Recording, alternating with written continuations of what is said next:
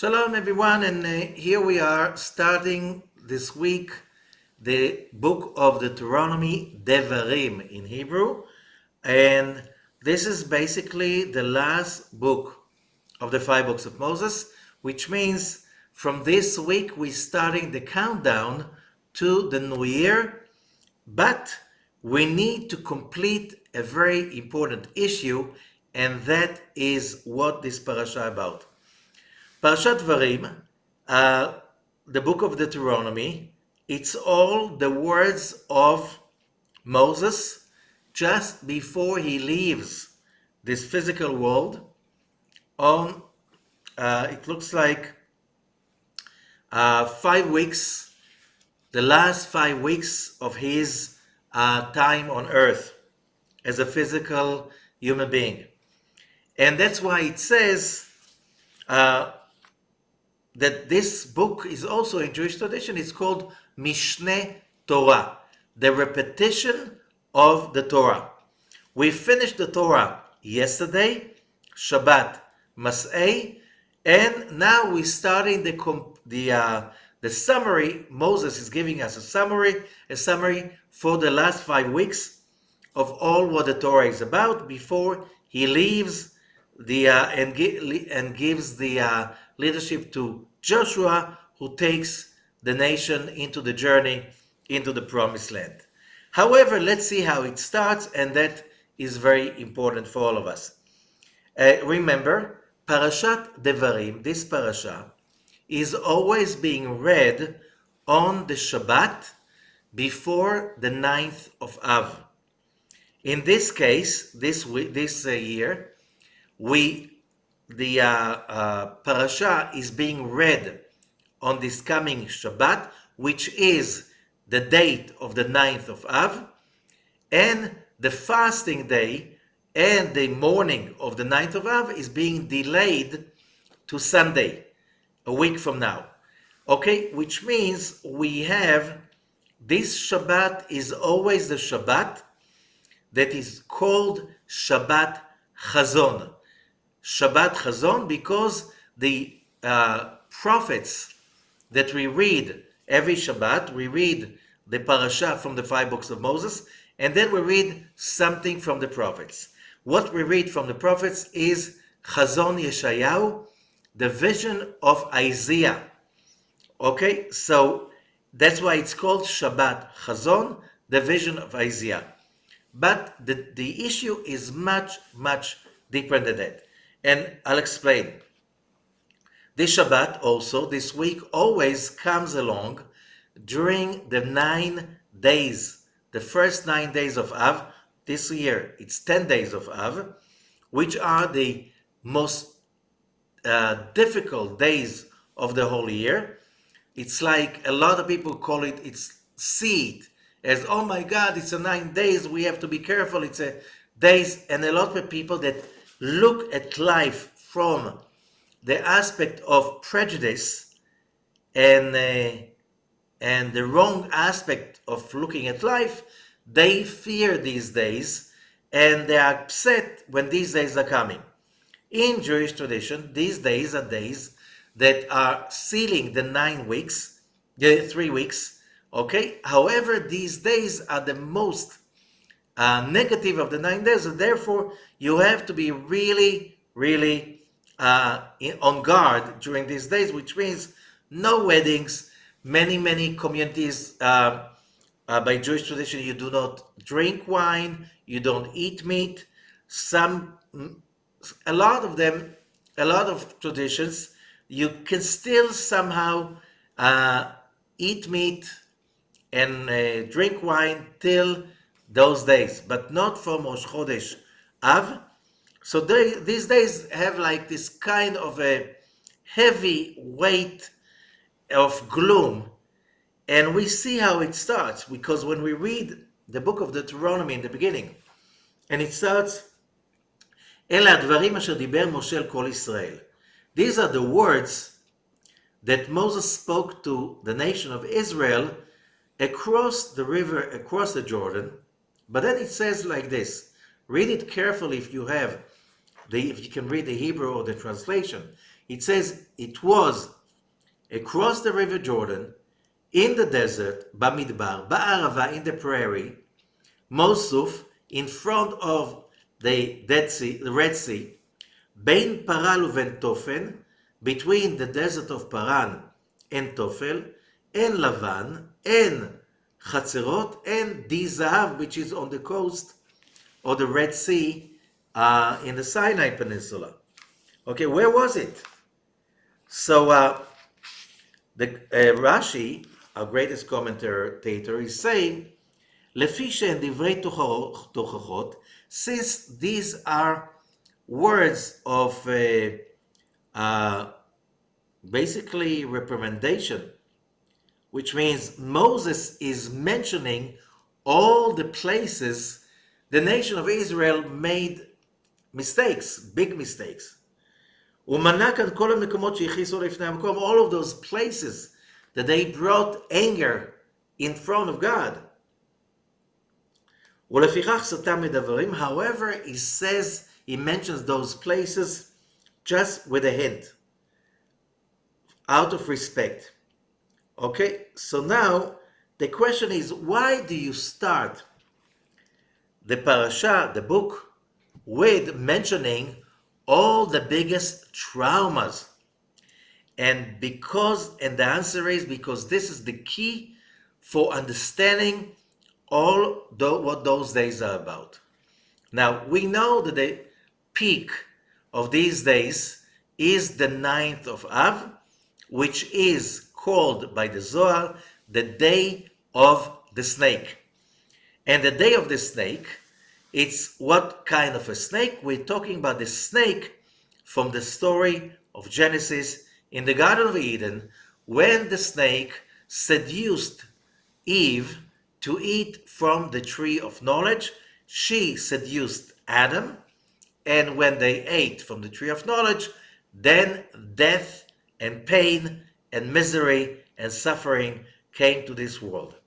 And since then, our job is basically, when you study Kabbalah, is to correct that sin, which means to correct the sin of pain, the sin of death. That's what we have to do. And here we come, the next verse, verse number 2. 11 yom mechorev, 11 days from Mount Sinai, from Chorev. Chorev is another name given to Mount Sinai. Why using another name? We all know it's Mount Sinai. Why calling it Chorev? Derech Har Seir ad Kadesh Barnea. And Rabbi Isaac Luria is teaching us, this is all about judgments. What is the purpose of the creation? So, during last week, we studied about the name of 42, when we studied about the journeys. And when we learn about the name of the 42, known also as the prayer of the Ana Bekoach, the Arizal, Rabbi Isaac Luria, is teaching us something really important. Moses is mentioning the nation of Israel, the number 11. If you go to last week's study that we learned, we study over there that Rabbi Isaac Luria is teaching us that the first permutation, the first combination of letters of the 7 combinations, the 7 sequences of the Ana Bekoach, the first of them is Aleph Bet Gimel Yud Tav Tzadik. What does that mean? It means many things, but the most important that Rabbi Isaac Luria is teaching us is to remember that Aleph Bet Gimel, Aleph is 1. You know, every Hebrew letter is a number. Aleph is 1, Bet is 2, Gimel is 3, altogether 6. The Yud is mentioning the Malchut, Sfirat Malchut. So we have 6 plus 1, 6 plus 1. These are the 7 lower Sefirot. And then comes the word Tats. Tats, says Rabbi Isaac Luria, comes from the word Natats, broken, shattered.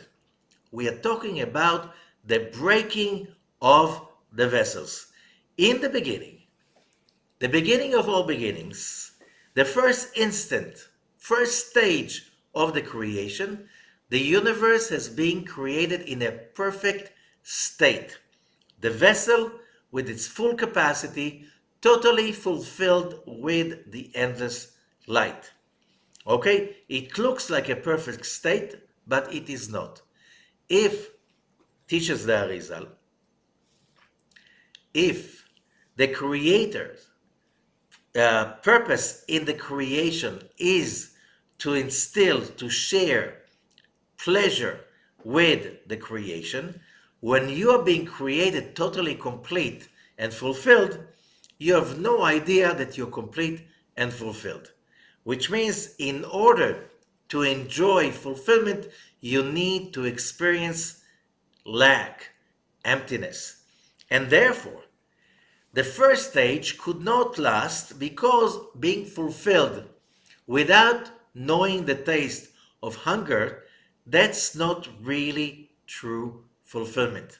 Only when you lose something that is essential for you, only then you realize how important it is for you, only then you really have a true desire to receive it. Only then you can really experience pleasure by receiving it after you didn't have it. In order for that experience to happen, the process of evolution of the universes had to start, and that started with the Tzimtzum, the great Tzimtzum that basically made the vessel shut down the light, so the vessel had to want it back, and when the light is coming back, it's coming back through a long process of evolution. That is in the ancient Kabbalistic teachings. Now, one of the most important stages we learned last week is when the vessels are coming down and down and down and becoming more physical and more limited, and then comes a stage in which the vessels cannot contain the light and the pleasure anymore. And therefore, when they collapse. And this is the teachings from last week's study about the 7 kings of Edom, red, which means we're talking about the 7 forces of the Sephirot, of the vessels that could not contain the light, and therefore they broke down. They were shattered.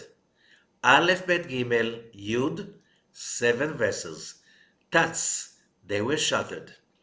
Our job, reminds us Moses, as the Arizal is teaching us, is to correct those broken vessels. Are we talking just about 7 vessels? No.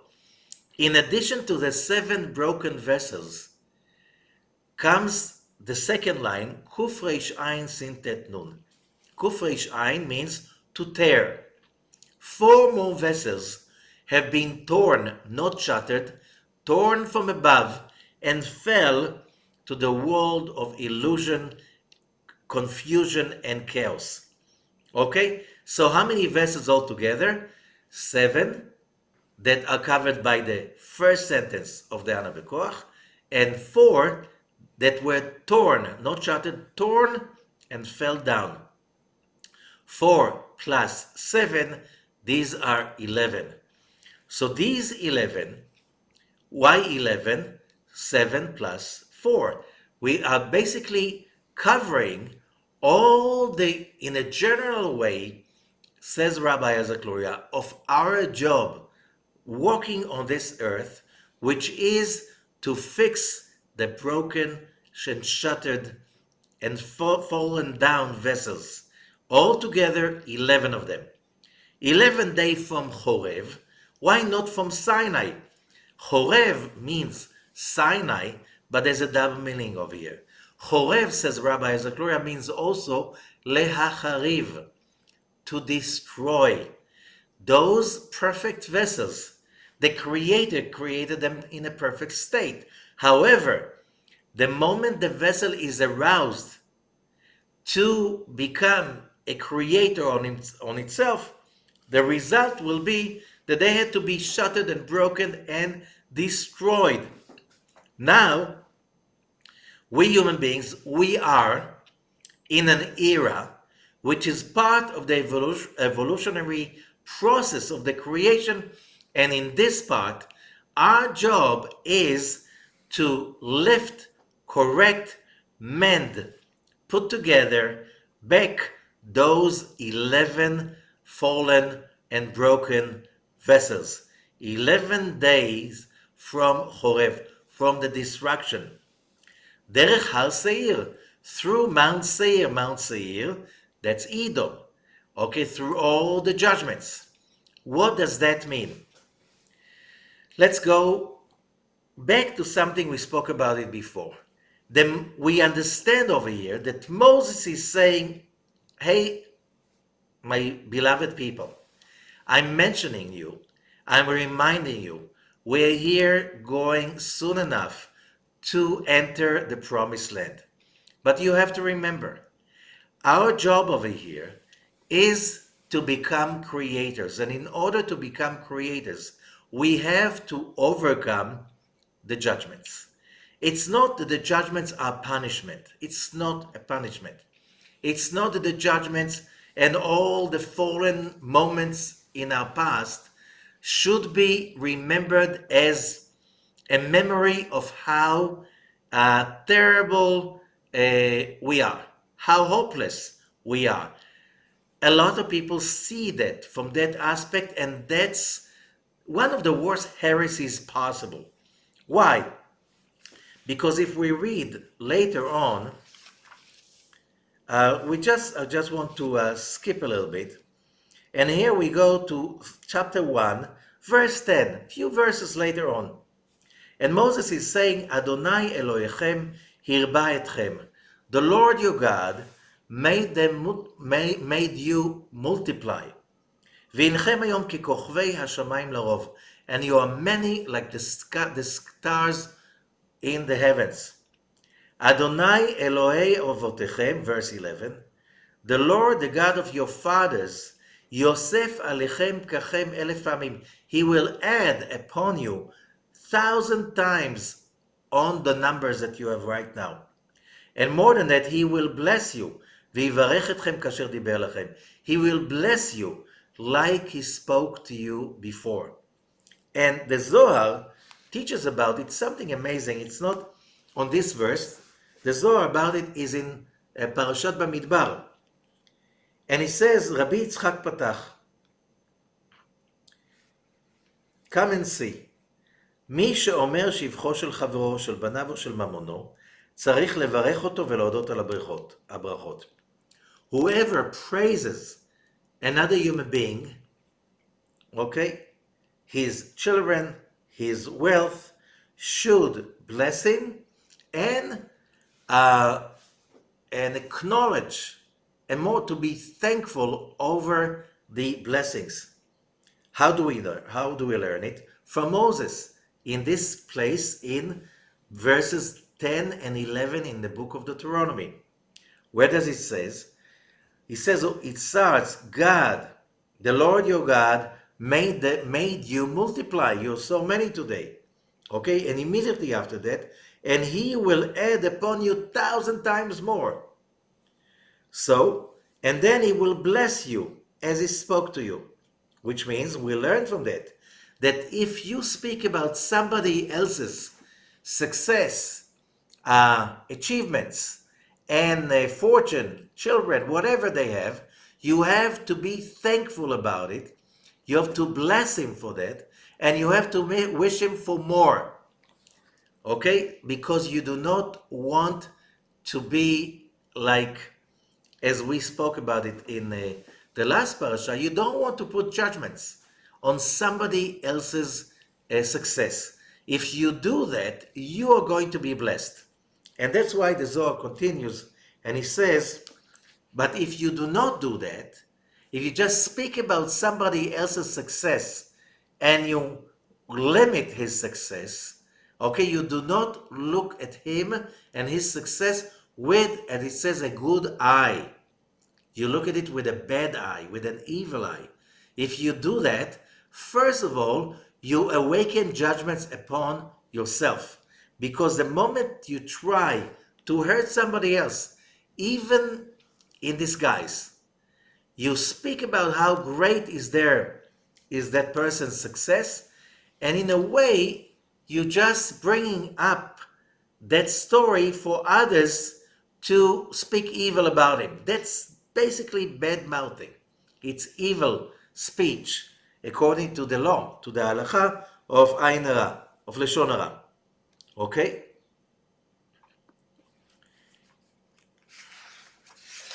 And the Zohar continues. I'll just go back why I'm talking about it. The Zohar continues. ואם הוא מברך אותו, הוא מתברך מלמעלה. But if you see somebody else's success and you are happy about it and you bless that person, you yourself is going to be blessed. וצריך לברך את הברכה בעין טובה. You should make that blessing with a good eye, not with an evil eye. ובכל רוצה הקדוש ברוך הוא אהבת הלב. And in everything, the holy blessed be he, the creator, wants the love of the heart, a genuine love coming from the heart. Okay? So whoever is making that blessing is going to be blessed. Whoever is not, he's basically cursing himself. He's awakening judgment on himself when he's trying basically to awaken judgment on somebody else. Why am I saying that? Because this is a proof that Moses is not trying to put the Israelites down. He's just explaining to them, look, we went through a lot of suffering, mistakes, falling down, and horrible issues. However, that's the name of the game.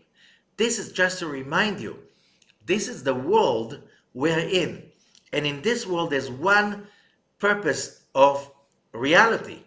We're here to overcome death, transform death into life. And how do we do that? With the love of the heart. But first and for all, we have to remember that pain is part of our lives. Pain, here we are, Moses is blessing the Israelites after he mentioned all of those horrible mistakes the Israelites have committed. Why are you doing that? And that's the most important thing. Moses is saying, look guys, you messed up so many times, but did that change God's opinion about you? Never. Every person must understand that basically this is in a very, very concentrated way the story of everybody's life. We all, human beings, fell so many times. And every falling, the Zohar is saying, falling down is death. When you fall from your level, which means you had an amazing day, good business deals, good meetings, successful creativity, sales, study, whatever, everything went great. For the first 1 hour, 2 hours, 4 hours, 5 hours of the day, and then there was a rejection, there was a failure, there was anger, there was a mistake, there was something that really brought us to a lower place. How does that feel? The Zohar says, it's a little death, tasting the taste of death. This is what pain is about. Pain is about tasting death. Why? Because when somebody is under the management, the power, the force of death, is overwhelmed by pain, what happens to our ability to deal with life? Minimized. Minimized. Not just that our ability to deal with life is minimized, we can even lose the will to live. So life is about bumping. into challenges. They do not bump into us just by mere chance. It's all planned. Every human being is part of Adam and Eve, and every human being received a goal. And what is the goal? We have to overcome pain. We have to be stronger than the pain. We have to overcome pain, and by this, we win the war against death. By this, we lift, we correct the holy sparks that broken down in the process of the creation. Why did they fall down? In order to give us the ability to lift them up, and no pain, no gain. The moment you try to live a life that is totally painless, you don't understand the rules of this universe. You don't understand that in order to go higher, you need to step on the pain and to move forward. You cannot move forward without pain. You know, most people have this urgent, strong obsession. You know what? I went through pain. My children, I should not go through the same pain again. And we just commit for that. And we fight for this. And we fail because you cannot live a life free of pain in this world. Not in that, at this stage of the history of humanity. At this stage, and we are now at this stage 5782 years already, okay, 5782 years. We're in that stage, which means we're here to mend, correct, lift up the broken vessels and the fallen vessels. That cannot be done without dealing with pain. That cannot be done without death. And since we are all, why do we fight so passionately so our children would not have to go through that? And the answer is because we are traumatized by all the pain of rejection, the physical pain, the mental pain, the loss that we experienced since we were kids. And you know what? That's even coming from past lives. That's even coming from our parents. We were raised by people that they went through pain. There's not one person who didn't go through pain. You know, you're being born. It's painful for your mother. It's painful for the baby. No matter what, it is pain.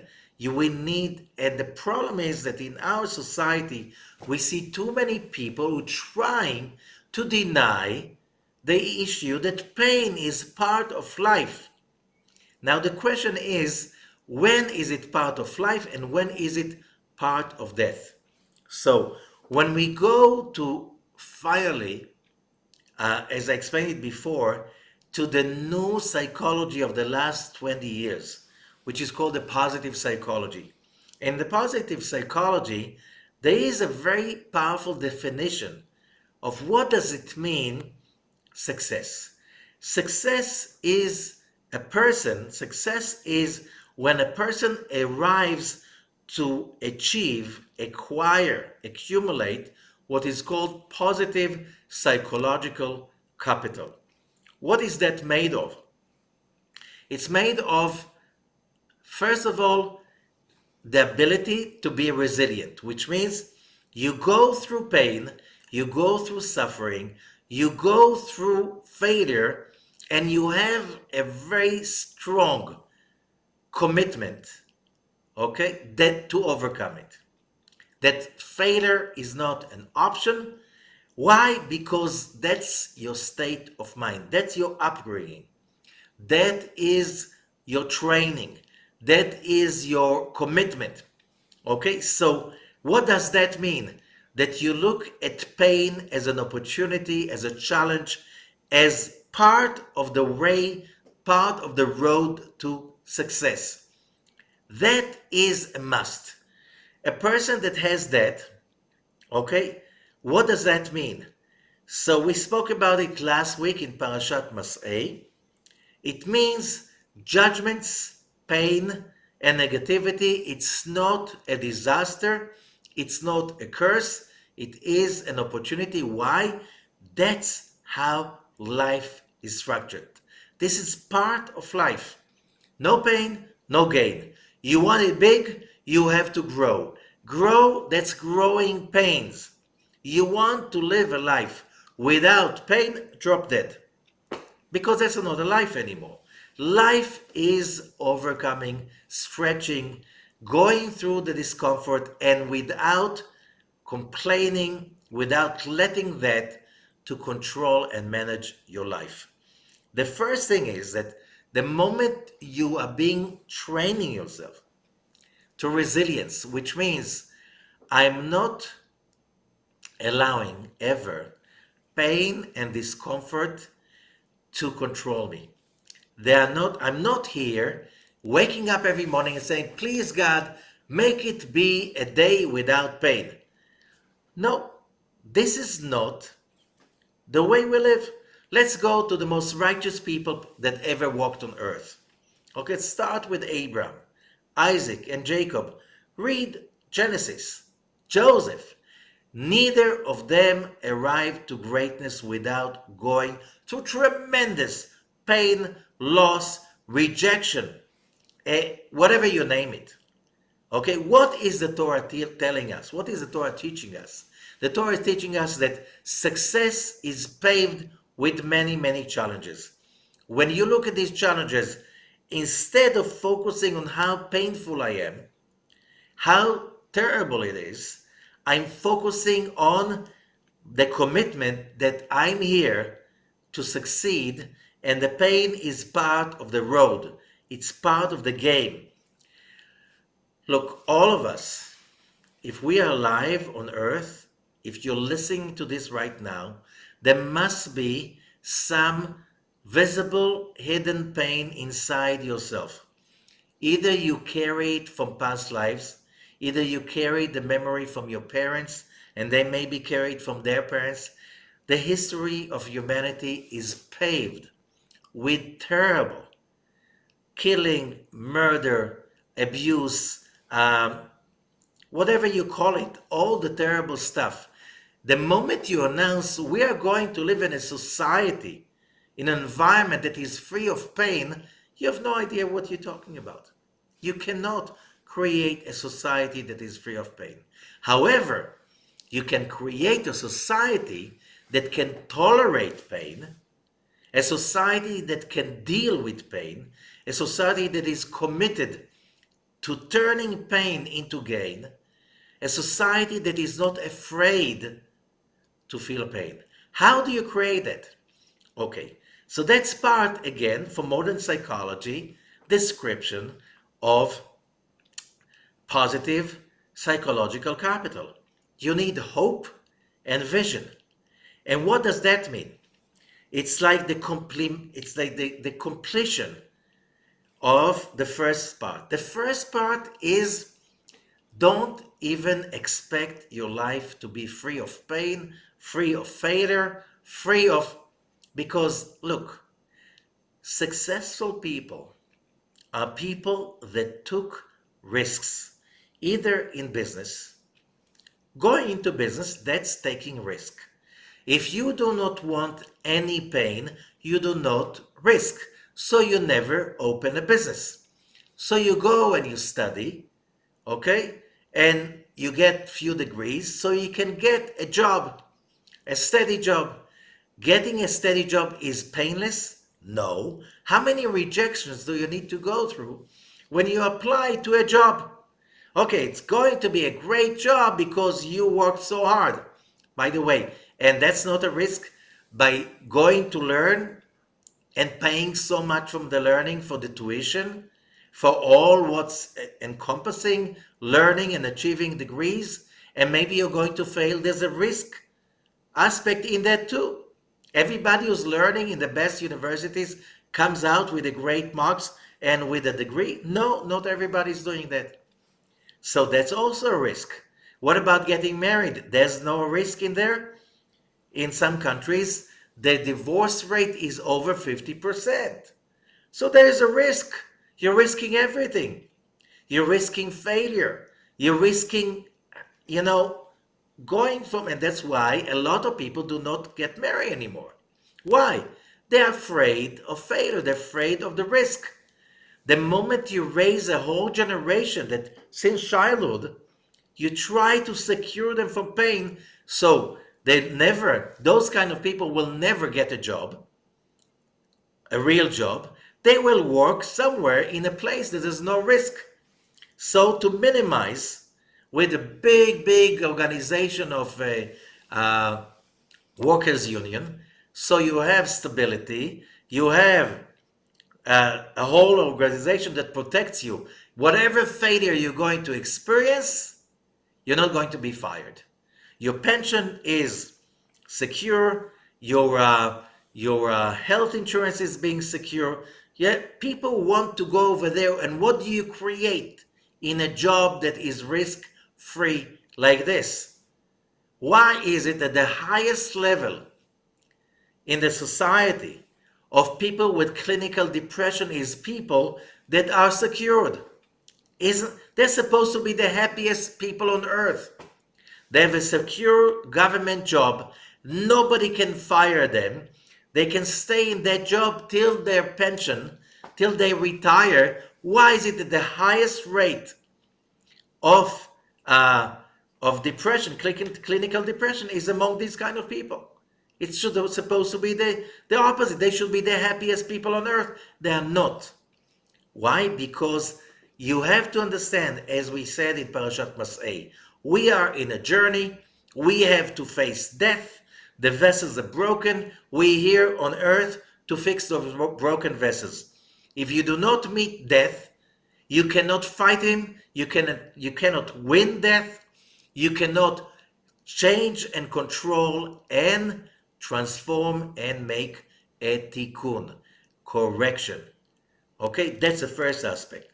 The second aspect of positive psychological capital is you have hope. You have such a strong hope and a vision. You believe, you trust, you're connected stronger than anything else to a positive vision. When you stick to a positive vision, when you do not stop believing in it, supporting it, making it grow, you cannot fight the pain. How long can you fight the pain? And again, most of us, we have tikkun, and the tikkun is dealing with pain.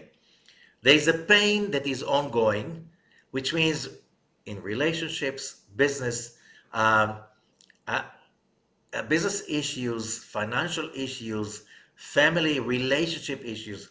Why do we react in such a terrible way when we deal with these issues? Because that pain, it's a sign that pain is controlling us. And that pain, if we do not commit to fight it, overcome it, correct it, we're not doing our job. And we are destined, because of that, to continue running away from the pain, and it will continue running after us till we give up and we face it and we correct it. That pain blocks our happiness. That pain does not allow us to connect to the tree of life. That pain is what devours us, and we feel like being chewed up by life. And how do I know? We can't find the ability to bless other people, to see other people happy and successful, as we just read verse 10 and verse 11, and say like, wow, it's so amazing, those people are successful. I wish them to multiply and be even more successful. And you really do it from the bottom of your heart. And if you cannot do it from the bottom of your heart, there's a big, huge problem. The problem is not those successful people. The problem is the death settled deep inside you. And as long as you do not kill that death, you cannot really achieve greatness.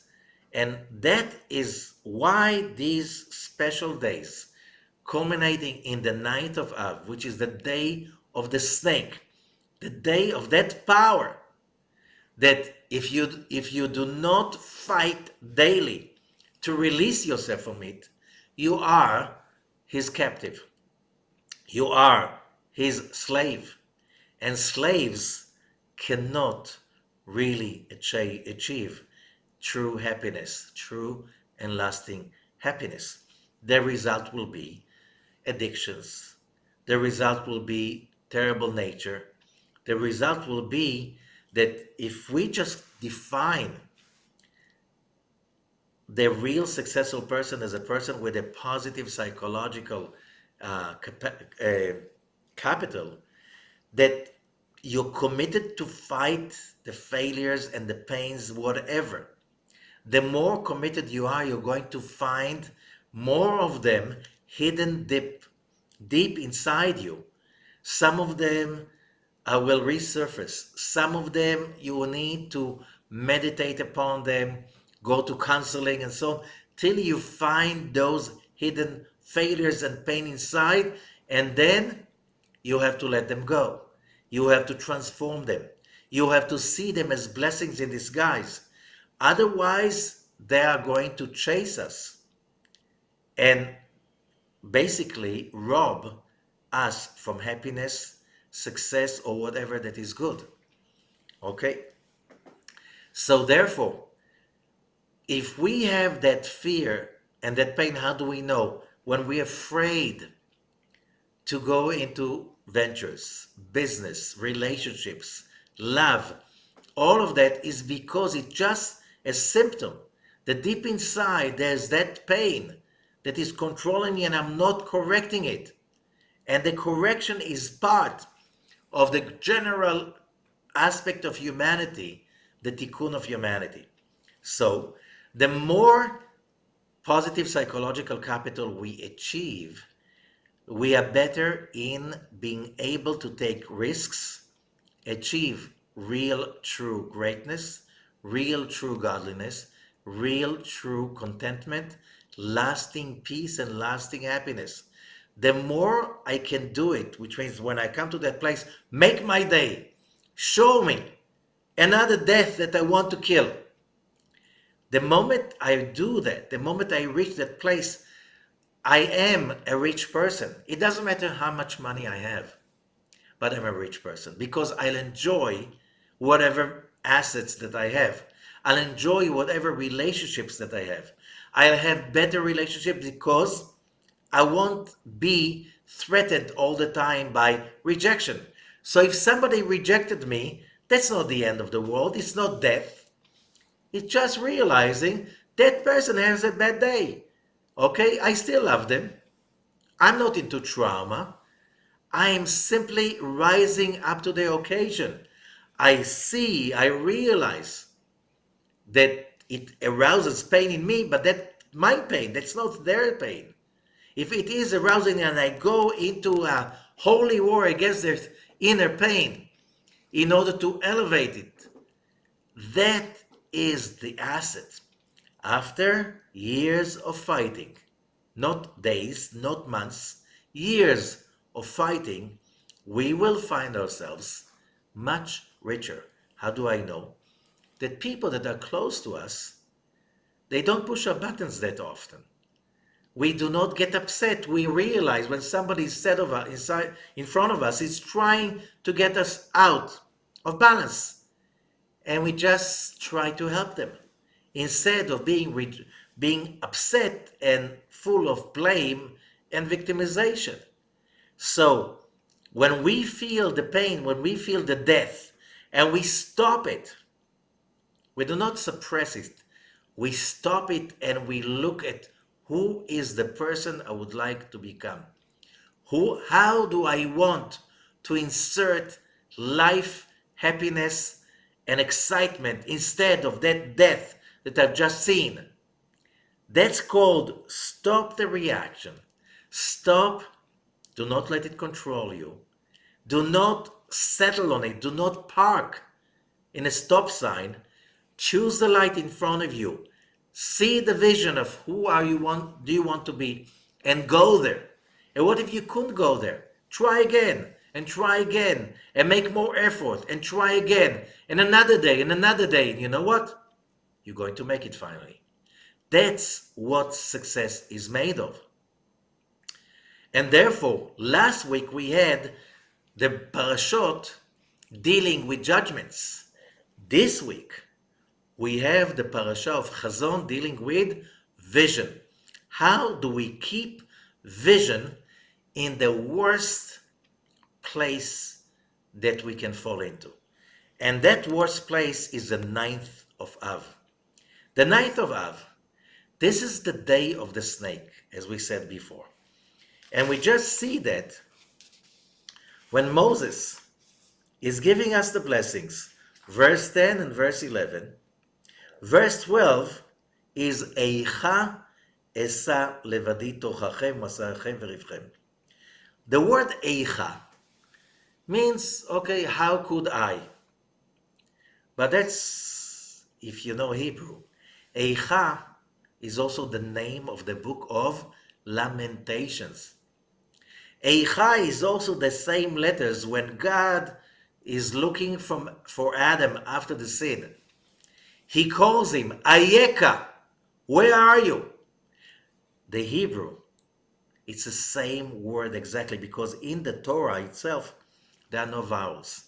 The word Ayeka, where are you, is the same, is written exactly the same as the word Eicha, which means if you're not aware, where are you? If you're not looking inside and going after the death inside you, you'll have to go through the Lamentations. And to go to the Lamentations is not to carry the lamentation with you wherever you go. The victimization, oh, they killed us, oh, they destroyed us, oh, they abused us, oh, they discriminated us. You know, a lot of Jews think like this. Not too many. How do we know?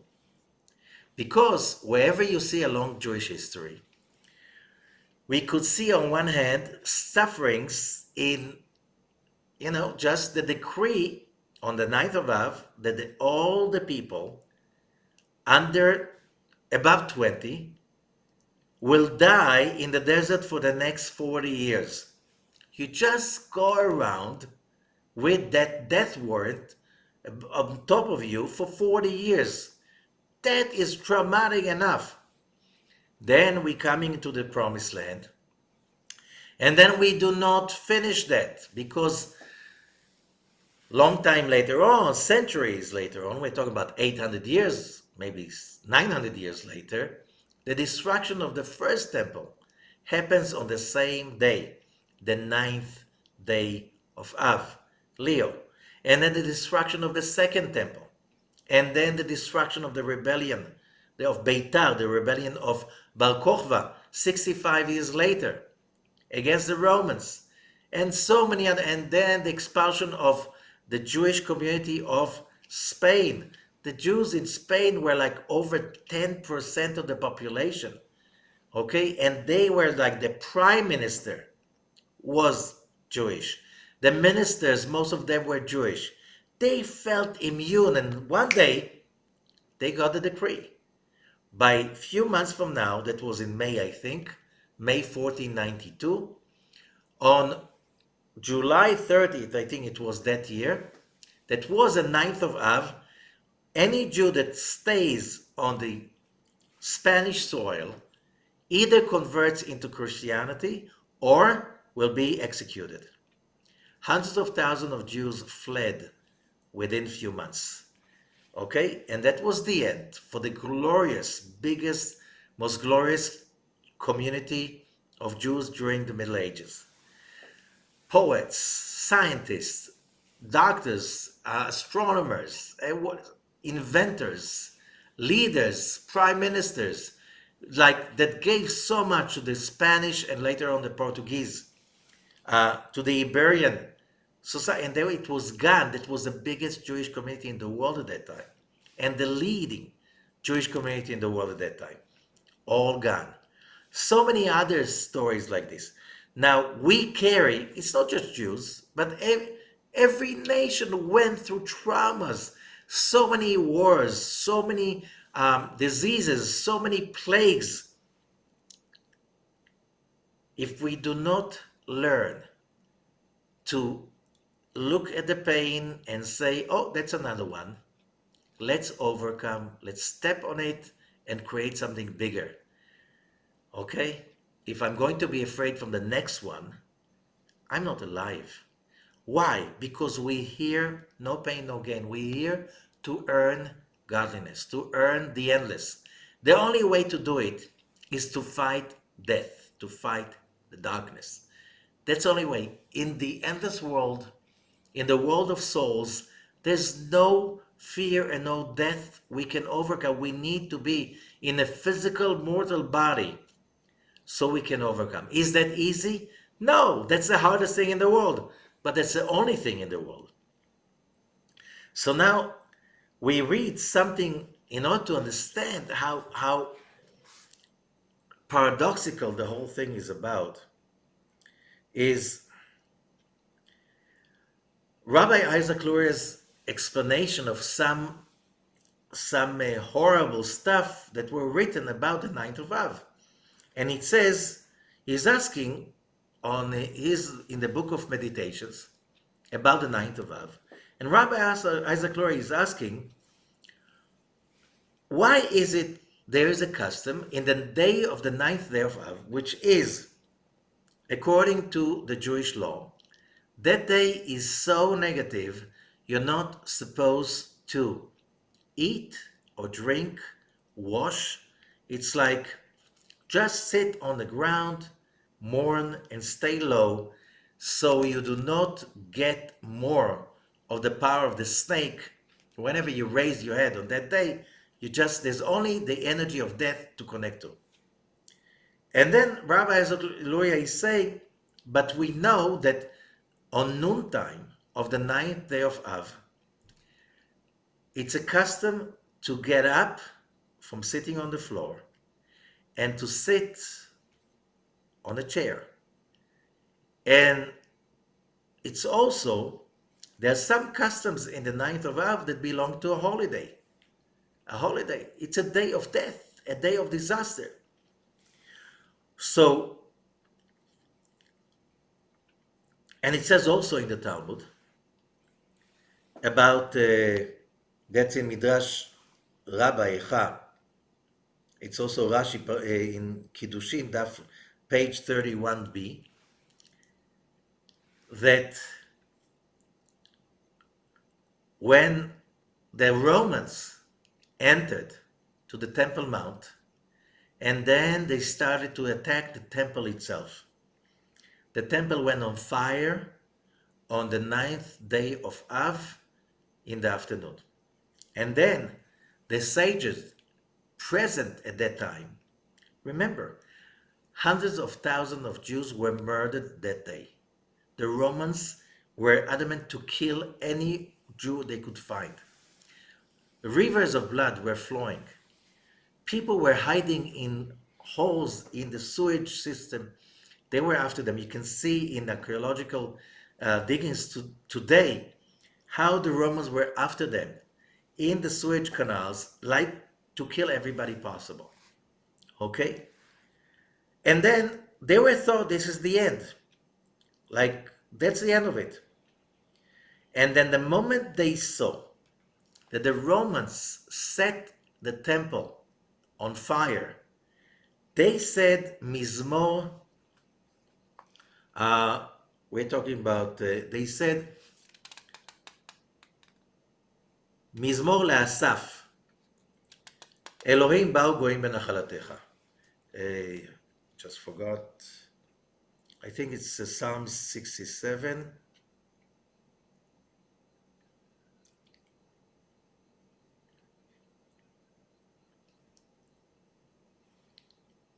No, it's Psalms 79. It's a psalm to Asaph. God, the nations came into your home. And the sages are saying should be lamentation to Asaph. What's a psalm? A psalm is a happy thing. It's a thanksgiving. It's a adoring somebody. It's adoring the Creator. And they said because they were very happy that moment and they felt consolation. How could that be? And the answer is, the Ari is hinting and he's saying that because the Heichal, the temple, was set on fire. But there's a secret over here. The Arizal is teaching us in another place. When we are talking about this world, this universe is not what we see with our physical eyes. What we see with our physical eyes is just a physical illusion. It doesn't really exist. Today we know he's right. Do we see atoms? Do we see radio waves? Do we see where we really live in? 99.9999% of the information surrounding us and inside us, we have no idea of it.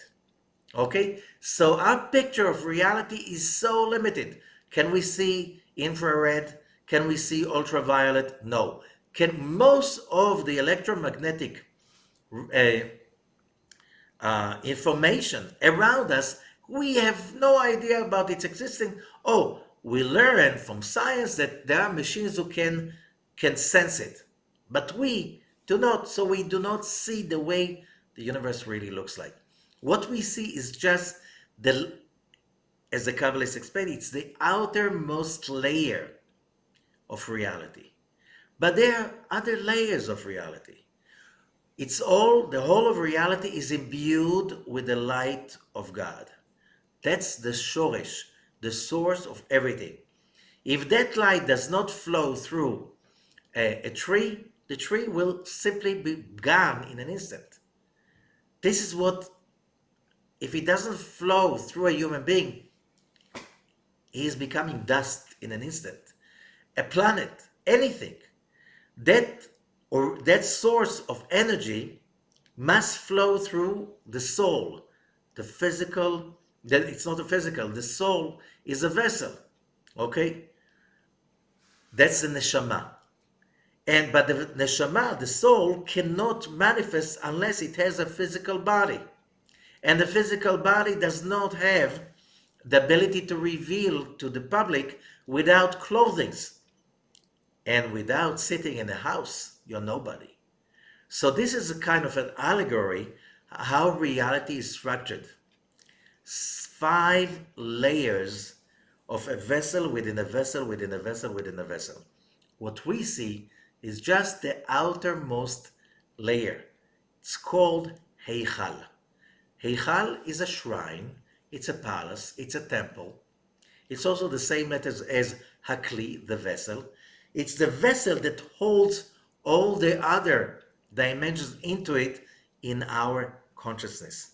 But why the sages present on that horrible day on the Temple Mount in Jerusalem in the year 70 CE, seeing the Heichal being burned? What Talmud is saying, they saw that only the stones and the wood have been destroyed.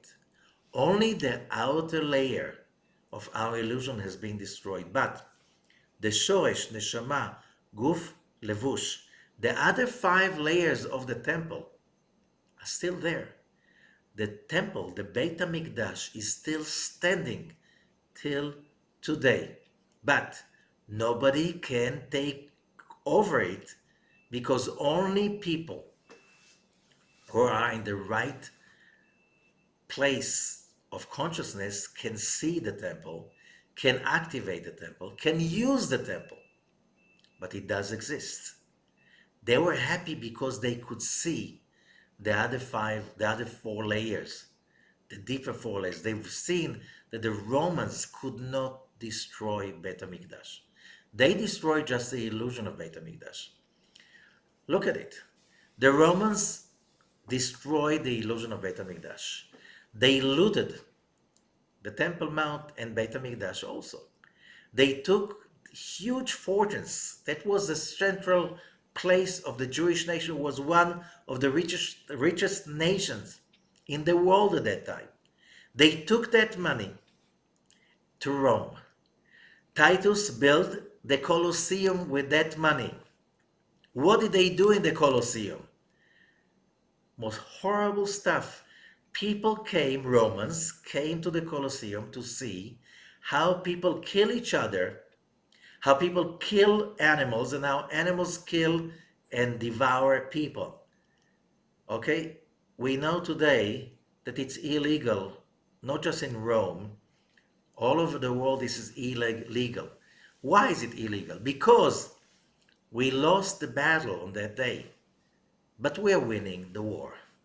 The world, little by little, kicking and screaming, is taking on those basic ideas that the temple was spreading around the world. Yes, we lost the battle, but those Jews who survived went to Rome and later on to Europe. They brought ideas with them. Those Jews who were forced to convert to Christianity in Spain, and later on they ran away to Portugal, and there they didn't have the ability to choose. They were forced to become Christians. They brought different ideas that created later on the Reformation in Europe, and the world started to ask questions. Why is it that the world was created by a loving creator and we need to suffer? And the world is rebelling and rebelling. Every victory, it looks like a victory, and it's another stage, victory of the dark side, but if you look later on, that was a victory of the light. That is so important for us to remember, that they were happy because they saw what really happened. We didn't lose, we won. And new Judaism came out from the destruction of the temple. Different, bigger values, stronger values, and that survived for 2,000 years. And today, they're everywhere. A lot of people, they state they believe in these values, but they're hypocrite. You know what?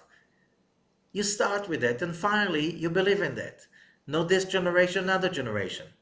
And then there was another important thing that is especially important for this Shabbat, for us to receive.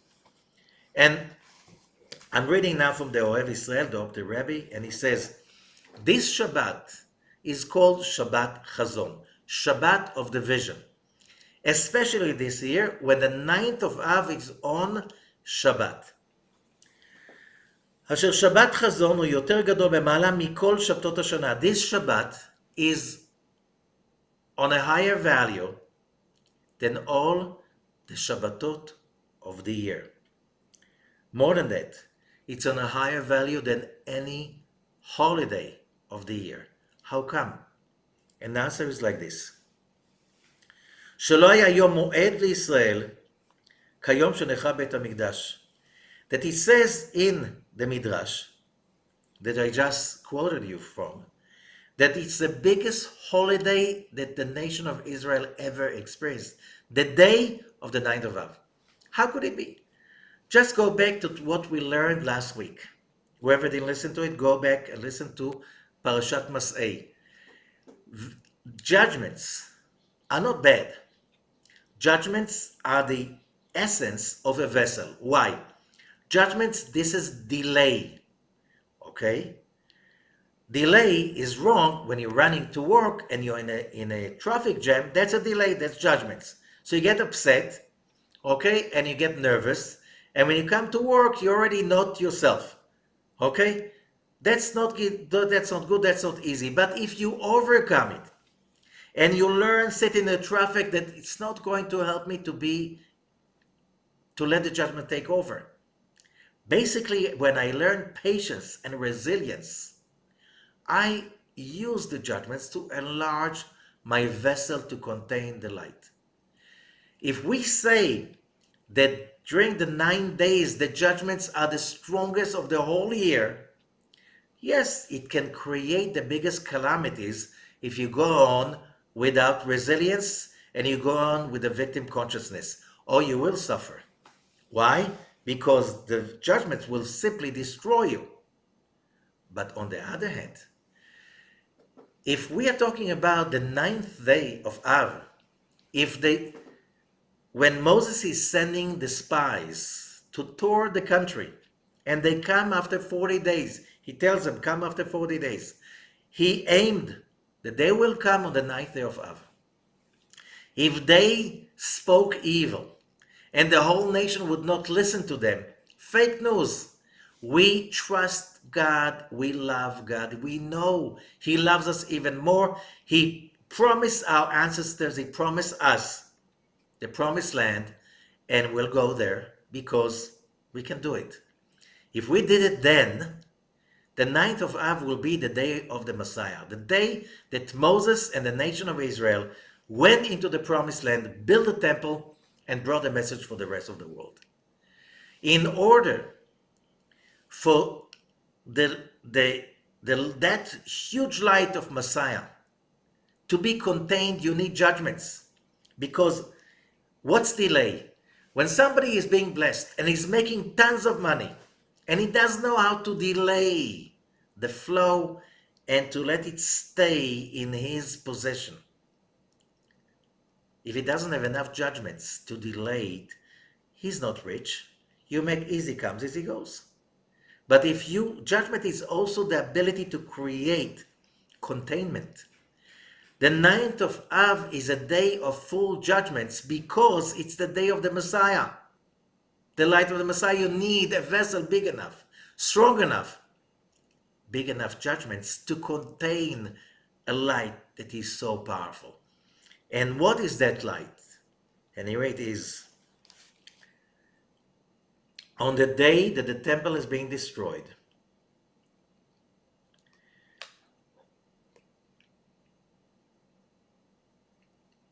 Ohev Israel is mentioning there is this book which is called Mishneh LaMelech, the Viceroy of the King, with his book Parashat Drachim.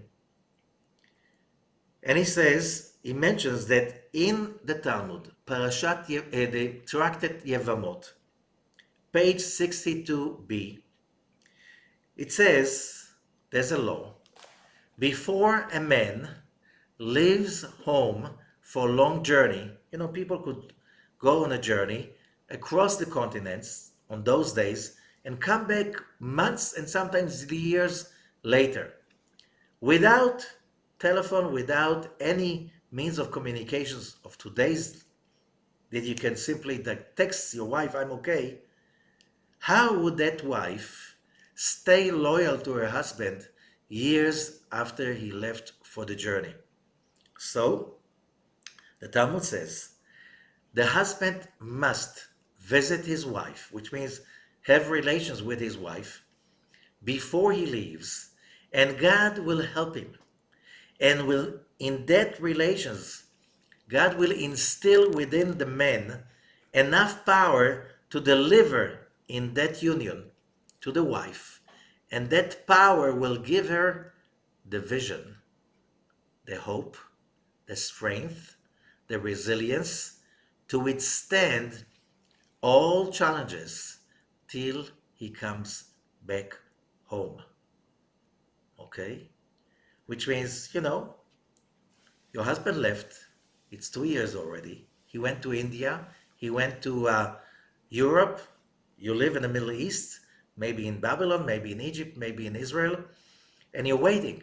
And the neighbors are saying, he will never come back. Don't you know?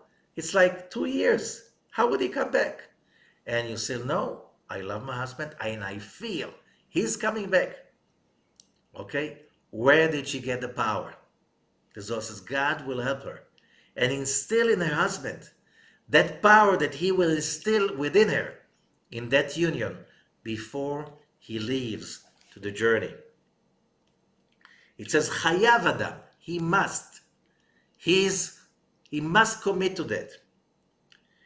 And what does it mean? V'amaskil yavid. And whoever is wise will understand what does it mean. Here we are. The story of, if you read the Zohar, the destruction of the temple is described many places in the Zohar as like the husband going away from his wife for a long journey. Okay? And that was Shabbat. The destruction of the temple was like this year. It was on Shabbat. And therefore, because it says so in the law, if the journey starts on that day, and Shabbat is the day for a union between the husband and the wife, the Creator mated with the Shekhinah on that day to instill within the Jewish nation enough vision, enough power, enough resilience, enough hope to be able to withstand 2,000 years of persecutions, death, horrible torture, and so on, and still not losing the vision. Every year on the 9th of Av, we can reconnect to that. We need strong judgments to be the vessel for energy that is so powerful. Why is this so powerful?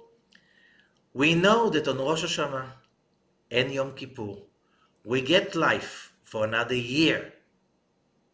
Here, on that Tisha B'Av of the year 70, we received life for 2,000 years. The proof that it worked, that the impossible happened. The Jewish people was persecuted, was crushed so many times in so many countries and places around the world. And the fact that 2,000 years later almost, we are back home. We're back home, we're back to Jerusalem, we're back to Jaffa, we're back to Hebron, we're back to Haifa, we're back to all of those places we were driven out from for 1,000 years, and then we started to infiltrate back for another 1,000 years. We didn't give up. The killings, the murders, the discrimination, the colonization of different foreign cultures and civilizations, either European or Asian, we basically came back. We did not give up. What's the anthem of Israel? Hatikva, hope. When did we get that power? On that 9th of Av. Every year, and especially when the 9th of Av is Shabbat, this is the day that we can reinstill in ourselves the hope, the resilience to be really owners of the biggest capital in the world. Hope, hopefulness, vision, trust that whatever pain we can go through, we can overcome, we can transform it into a vessel for a big victory and achievement for all of humanity. That is why this coming Shabbat is more powerful than all the holidays, because here we can get the assets, the capital, to win no matter what. No matter how dark our life could be. Holocaust, the Crusades, the expulsion from Spain, the Khmelnytsky destruction that in the 17th century, that hundreds of thousands of Jews were massacred in the most horrible way in Ukraine and Poland. And that was just few of them. It didn't stop forever. We're still here, thanks to that magical 9th of Av, that we got the power to be rich no matter what, which means never give up. Never give up being happy. Never give up being successful. Never giving up that the world is only becoming better.